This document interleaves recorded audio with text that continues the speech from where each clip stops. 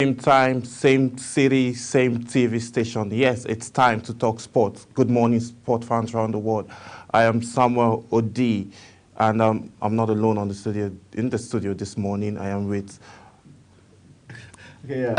Okay, yes, we are ready to talk sport and give you all the big stories that are making the rounds in the exciting world of sport, especially if you remember keenly that the Super Eagles lost 2-0 against the Eagles of Mali, and we're still not too happy. And but there's one man who is already wanting to run away from the burden of taking charge of the Super Eagles, talking about Finidi George. Yes, talking about Finidi George, though, he's saying that he's not under any form of pressure from, to be the head coach of the Super Eagles. But let's just, dive in deep a bit about the story before we just give our intakes about that.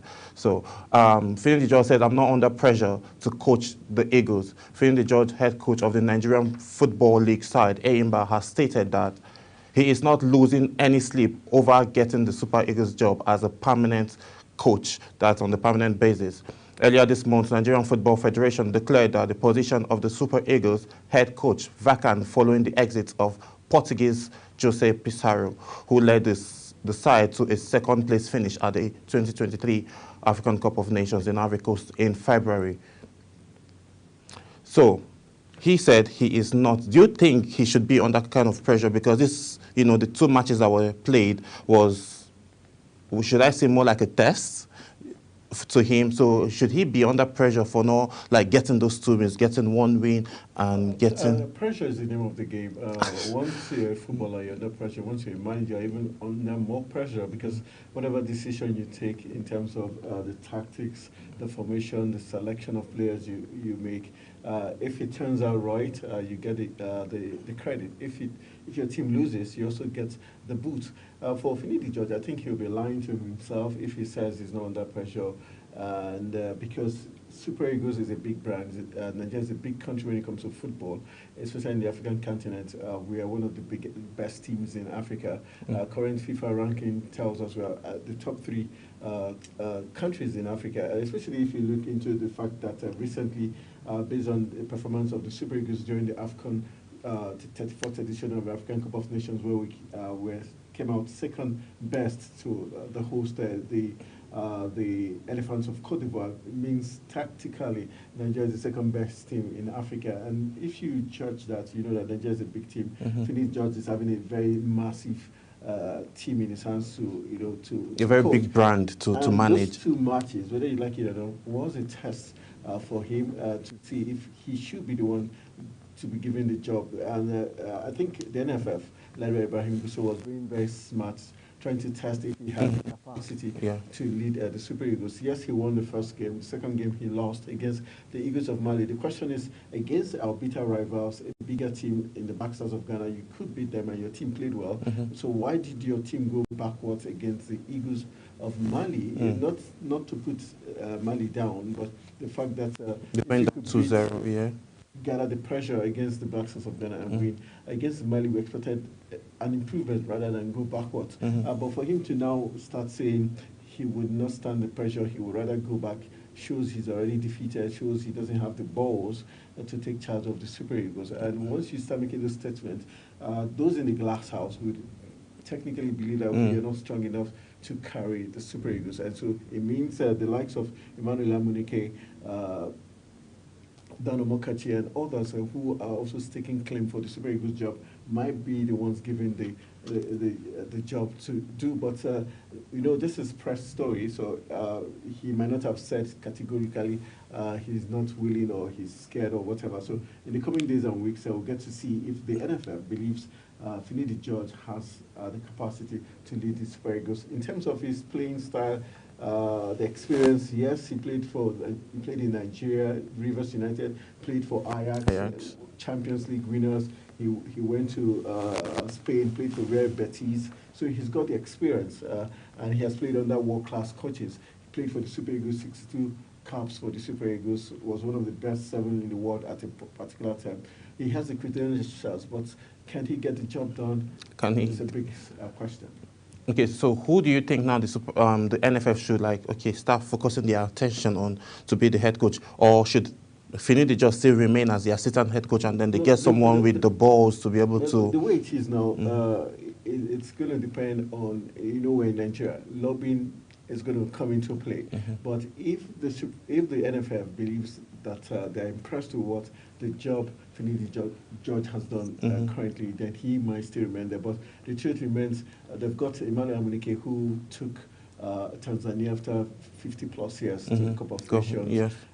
He has also played in Barcelona, played for Zamalek.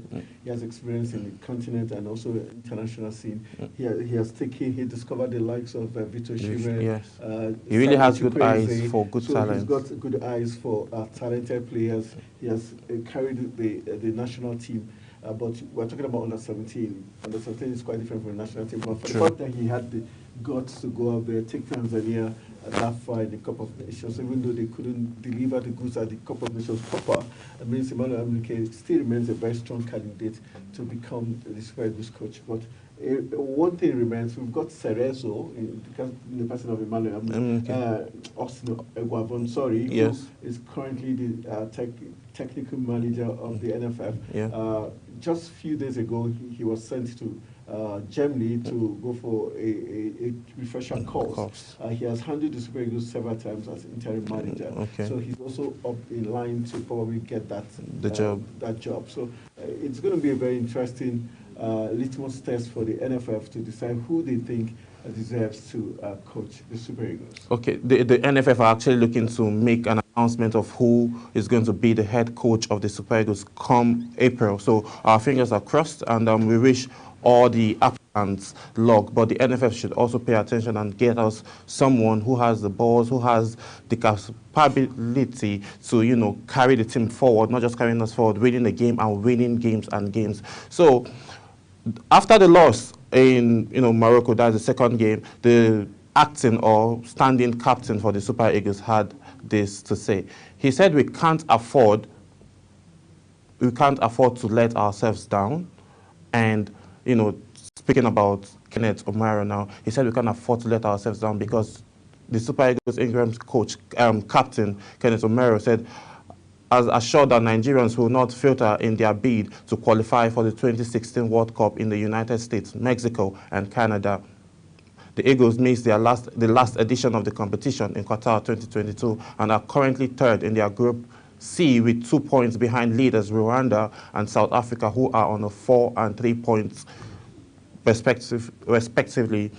The 30-year-old has featured for the Super Eagles at the 2 World Cups and 3 African Cup of Nations tournaments, said the Eagles were determined to give their all when the 2016 FIFA World Cup qualifiers resumed in June. This comes after their loss to Mali in the international friendly game played on Tuesday in Marrakech, Morocco.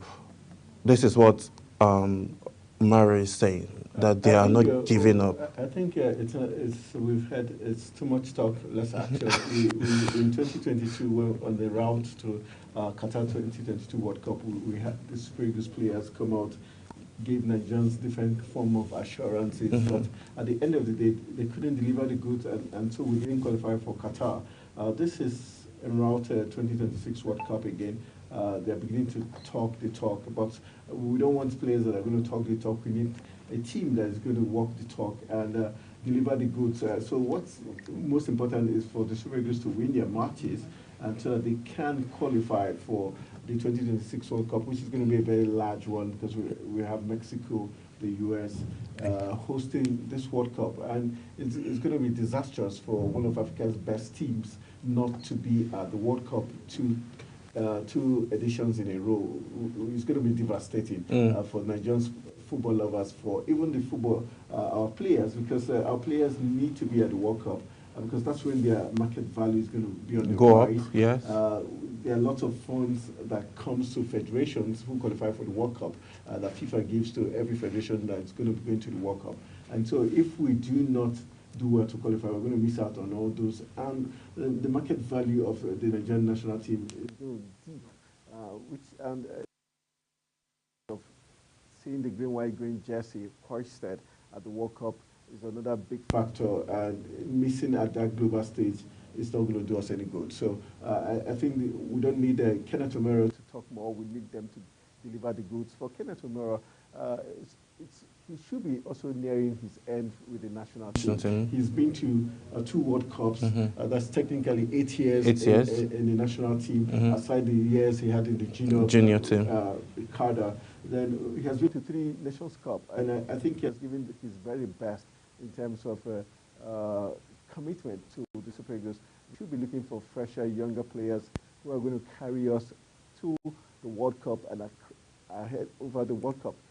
Looking at, for instance, the iconic CR7, talking about Cristiano Ronaldo, this Euros is technically going to be his last Euro, so there's always at a point. And for Nigerian players, when Kenneth Omeruo tells you he's 30 years old, you can add some more to get to be very sure the actual. So I think that's one of the tasks for who's going to be the new permanent coach, to get fresh players, not just fresh players, but players who's got the Nigerian spirit in them to deliver the goods, so that we will be at the 2026 World Cup.